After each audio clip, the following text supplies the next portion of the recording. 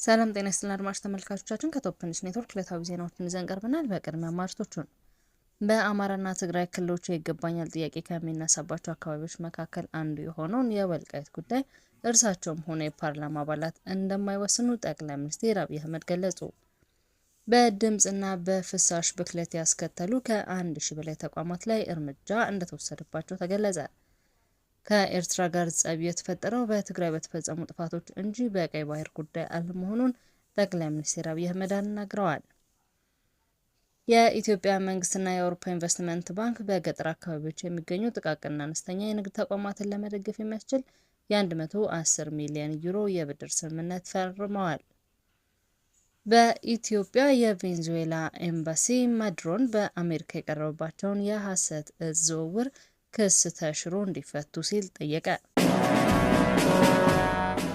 በአማራና ትግራይ ክልሎች ይገባኛል ጥያቄ ከሚነሳባቸው አካባቢዎች መካከል አንዱ የሆነው የወልቃይት ጉዳይ እርሳቸውም ሆነ የፓርላማ አባላት እንደማይወስኑ ጠቅላይ ሚኒስትሩ ገልጸዋል። በወልቃይት ሕዝብ ህልውና ላይ መወሰን የሚችለው እዛው አካባቢ ሕዝብ መሆኑን ያመላከቱ ጠቅላይ ሚኒስትሩ የፌዴራል መንግስት አቋም አሁንም ጉዳዩ በህዝበ ውሳኔ ወይም በሪፈረንደም እና በህግ አግባብ ይወሰን የሚል መሆኑን ተናግረዋል። ጠቅላይ ሚኒስትሩ ይህንን የተናገሩት ማክሰኞ ጥር 26 2018 ከህዝብ ተወካዮች ምክር ቤት አባላት ለቀረቡላቸው ጥያቄዎች ማብራሪያ በሰጡበት ወቅት ነው። በሰሜን ኢትዮጵያ አካባቢዎች የተፈናቀሉ ዜጎችን ጉዳይ በጥያቄያቸው ያነሱት አብዱ ሐሰን የተባሉ የፓርላማ አባሉ ተፈናቃዮች ወደ ቀድሞ መኖሪያቸው ለመመለስ የፌዴራል መንግስት እያከናወነ የሚገኘውን ስራዎች በምን ደረጃ ላይ እንደሚገኙ ጠይቀዋል። ህወሓት ለዓመታት ሲያደርገው እንደነበረው የተፈናቀሉ ዜጎች ለፖለቲካ ዓላማ ሲጠበቅባቸው እንደሆነም ይታያሉ ሲሉ የወነጀሉት የፓርላማ አባሉ ለተፈናቃዮች ድጋፍ እንዳይደርሳቸውና ወደ ቀያቸው እንዳይመለሱ እያደረገ ይገኛል በማለት ከሰዋል። ይህንን ሁኔታ ለመፍታት በፌዴራል መንግስት በኩል ምን እየተሰራ ይገኛል ሲሉም ተያያዥ ጥያቄን አስከትለዋል። ለጥያቄው ምላሽ የሰጡ ጠቅላይ ሚኒስትሩ በጉዳዩ ላይ የፌዴራል መንግስት ጽኑ እምነት ያሉትን አስረድተዋል። የወልቃይት አካባቢ ነዋሪዎች ከትግራይ ይፈናቀሉ፣ ከወልቃይት የሚፈናቀሉ፣ ከአሶሳ የሚፈናቀሉ፣ ከጸለምት በሰላማዊ መንገድ መኖር 100% መብታቸው ነው ብለዋል። በድምጽና በፍሳሽ ብክለት ያስከተሉ ከ1000 በላይ ተቋማት እርምጃ እንደተወሰደባቸው ተገለጸ። በ2018 በተያዘው በጀት ዓመት የመጀመሪያው 6 ወራት ብቻ በድምጽና በፍሳሽ ብክለት ጥፋት ላይ የተሰማሩ 1575 ተቋማት ላይ እርምጃ መወሰዱን የአካባቢ ጥበቃ ባለስልጣን አስታውቋል። የባለስልጣኑ ስራ አስኪያጅ አቶ ዲዳ ድሪባ እንደገለጹት በዚህ ህገወጥ ተግባር ተሰማርተው የተገኙ ተቋማት እንደ ጥፋታቸው መጠን ተቋሙን ከማሸግ ጀምሮ እስከ ገንዘብ መቀጮ ድረስ ቅጣት እንዲጣልባቸው መደረጉን ስራ አስኪያጁ አብራርተዋል። እርምጃ የተወሰደባቸው ተቋማት ዝርዝር ውስጥ የፕላስቲክ ፋብሪካዎች፣ ቶርኖ ቤቶች፣ ጭፈራ ቤቶች፣ ሆቴሎች ይገኙበታልም ተብሏል። በአካባቢ ከተማ ከተፈቀደው በላይ ድምጽ ብክለትን በመልቀቅ የድምጽ ብክለት በሚያስከትሉ በርካታ ቆሻሻ አካባቢዎችን በሚበክሉ ድርጅቶችና ግለሰቦች ላይ የሚወሰደው እርምጃ ተጠናክሮ እንደሚቀጥል የአዲስ አበባ ከተማ የአካባቢ ጥበቃ ባለስልጣን አስጠንቅቀዋል። ባለስልጣኑ በህገ ወጦች ላይ እርምጃ እየተወሰደ ቢሆንም ችግሩ አሁንም በሚፈለገው ልክ እየቀነሰ ባለመሆኑ በቀጣይ ጠንከር ያለ እርምጃ ለመውሰድ መገደዱን አስታውቋል። ባለስልጣኑ የከተማዋን ጽዳትና የአካባቢ ደህንነት ለመጠበቅ ሲባል ክትትሉን ይበልጥ እንደሚያጠናክር አቶ ዲዳ አሳስበዋል። ባለስልጣኑ አካባቢውን ከመጠበቅ አንጻር ከፍተኛ ስራ እየሰራ ቢሆንም የብክለት መጠኑ በሚፈለገው ፍጥነት ባለመቀነሱ በህዝብ ጤናና በከተማዋ ገጽታ ላይ ስጋት እየፈጠረ ይገኛልም ተብሏል።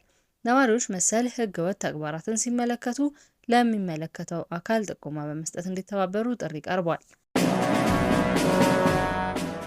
ከኤርትራ ጋር ጸብ የተፈጠረው በትግራይ በተፈጸሙ ጥፋቶች እንጂ በቀይ ባህር ጉዳይ አለመሆኑን ጠቅላይ ሚኒስትር አብይ አህመድ ገለጹ።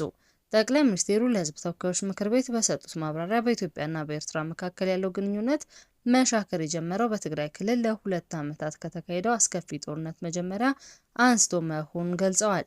ጠቅላይ ሚኒስትሩ የግንኙነቱ መሻከር መንስኤ የኤርትራ ሰራዊት በትግራይ ውስጥ የፈጸማቸው ጥፋቶች እንጂ በቅርቡ ኢትዮጵያ ወደ ቀይ ባህር መዳረሻ የማግኘት መብቷን ማሳወቁ አለመሆኑን አስገንዝበዋል። ለህዝብ ተወካዮች ምክር ቤት አባላት ንግግር ያደረጉት ጠቅላይ ሚኒስትሩ የአሁኑ ጸብ ከኢትዮጵያ የባህር በር ፍላጎት ጋር የሚያያይዙ ትንታኔዎች ውድቅ አድርገዋል። አንዳንድ ሰዎች በኢትዮጵያና በኤርትራ መንግስት መካከል ያለው ችግር የተፈጠረው የኢትዮጵያ መንግስት የቀይ ባህርን ጥያቄ በማንሳቱ ነው ይላሉ፣ ያስባሉ። ይተነትናሉ። ነገር ግን ነገሩ እንደዛ አይደለም ብለዋል። ጸቡ የባህር በር ጉዳይ ከመጀመሩ ከረጅም ጊዜ በፊት እንደነበረና የተጀመረውን በትግራይ ጦርነት መጀመሪያ አካባቢ ነው ሲሉ አክለዋል። እንደ ጠቅላይ ሚኒስትር አብይ ገለጻ የመጀመሪያው ጸብ የተከሰተው በጦርነቱ የመጀመሪያ ዙር የፌዴራል ኃይሎች ሽሬን ከተቆጣጠሩ በኋላ ነው። በመጀመሪያው ዙር ጦርነት ሽሬ ከገባም በኋላ የኤርትራ ጦር ከኋላችን በመከተል ወደ ከተማዋ ገብቶ የግለሰቦችን ቤቶች፣ ህንፃዎችን ማፈራረስ ጀመረ። በወቅቱ ይፋ ባናደርገውም ጸቡ የተጀመረው ያኔ ነው ብለዋል። የኢትዮጵያ መንግስትና የአውሮፓ ኢንቨስትመንት ባንክ በገጠር አካባቢ የሚገኙ ጥቃቅንና አነስተኛ የንግድ ተቋማትን ለመደገፍ የሚያስችል የ110 ሚሊዮን ዩሮ የብድር ስምምነት መፈረማቸው ተገልጿል። ይህ ግዙፍ የገንዘብ ድጋፍ በዋናነት የገጠር ፋይናንስና ልማት ፕሮጀክት አፈጻጸምን ለመደገፍ የታለመ ሲሆን በሁሉም የሀገሪቱ ክልሎች የሚገኙ ጥቃቅንና አነስተኛ ኢንተርፕራይዞች የፋይናንስ አቅርቦት እንዲያገኙ ለማድረግ ጥቅም ላይ ይውላሉ ተብሏል። ፕሮጀክቱ በተለይም ዘላቂ የግብርና አሰራሮችን ለማጠናከርና የገጠር ኢኮኖሚን ለማነቃቃት ከፍተኛ ሚና እንደሚኖረው ተገልጿል። ስምምነቱን ያደረገው የገንዘብ ሚኒስቴር እንደገለጸው የኢትዮጵያ ልማት ባንክ ከተገኘው የገንዘብ ድጋፍ ላይ ለገጠር የፋይናንስ ተቋማት፣ ለጥቃቅን ፋይናንስ ተቋማትና ለገበሬዎች የህብረት ስራ ማህበራት ብድር የሚያሰራጭ ይሆናል። ይህም በገጠር የሚገኙ አምራቾችና ነጋዴዎች ስራቸውን ለማስፋፋት የሚገጥሟቸውን የካፒታል እጥረት ይቀርፋል ተብሎ ይጠበቃል። ይህ የአውሮፓ ኢንቨስትመንት ባንክ ድጋፍ ብቻውን የሚተገበር ሳይሆን በሌሎች ዓለም አቀፍ አጋሮች የሚደረጉ ድጋፎችን ያካተተ መሆኑ ተጠቁሟል። ከእነዚህ መካከል ከዓለም አቀፍ የግብርና ልማት ፈንድ 35.1 ሚሊዮን ዶላር እርዳታና 4.8 ሚሊዮን ዶላር ብድር፣ ከአውሮፓ ህብረት 8.5 ሚሊዮን ዩሮ የቴክኒክ ድጋፍ እና 8.26 ሚሊዮን ዩሮ ተጨማሪ እርዳታ መመደቡ ተነግሯል። በኢትዮጵያ የቬንዙዌላ ኤምባሲ ማድሮን በአሜሪካ የቀረበባቸውን የሐሰት የእጽ ዝውውር ክስ ተሽሮ እንዲፈቱ ሲል ጠየቀ። በኢትዮጵያ የቬንዙዌላ ኤምባሲ የአሜሪካን መንግስት ፕሬዝዳንት ኒኮላስ ማዱሮና ባለቤታቸው በግዳጅ አፍኖ መውሰዱን በመቃወም ግለሰቦቹ በአስቸኳይና በክብር ከእስር እንዲፈቱ ጠይቋል። ኤምባሲው ጥር 25 2018 ዓ.ም በሰጠው መግለጫ ድርጊቱ አሜሪካ ጦርነት ለመቀስቀስ የምታደርገው ጥረት ማሳያ ነው ሲሉ ወቅሰዋል። በኢትዮጵያ የቬንዙዌላ አምባሳደር ሄዲ ሆሴ ኮርዶባ ለመገናኛ ብዙሃን በሰጡት መግለጫ ፕሬዝዳንት ኒኮላስ ማዱሮና ባለቤታቸው ሲሊያ በፕሬዝዳንት ዶናልድ ትራምፕ ይሁንታ ያለምንም ጥፋት ታፍነው ተወስደዋል ብሏል። አምባሳደር ማዱሮን በህዝብ የተመረጡ ፖለቲከኛ መሆናቸውን አሜሪካም ጭምር የምታውቀው እውነት መሆኑን ጠቅሰዋል። በአደንዛዥ እጽ ዝውውር የቀረበባቸው ክስ ለማፈኛ የተወጠነ ስልታዊ መንገድ እንጂ ፍጹም ከእውነት የራቀ ነው ሲል አስተባብሏል።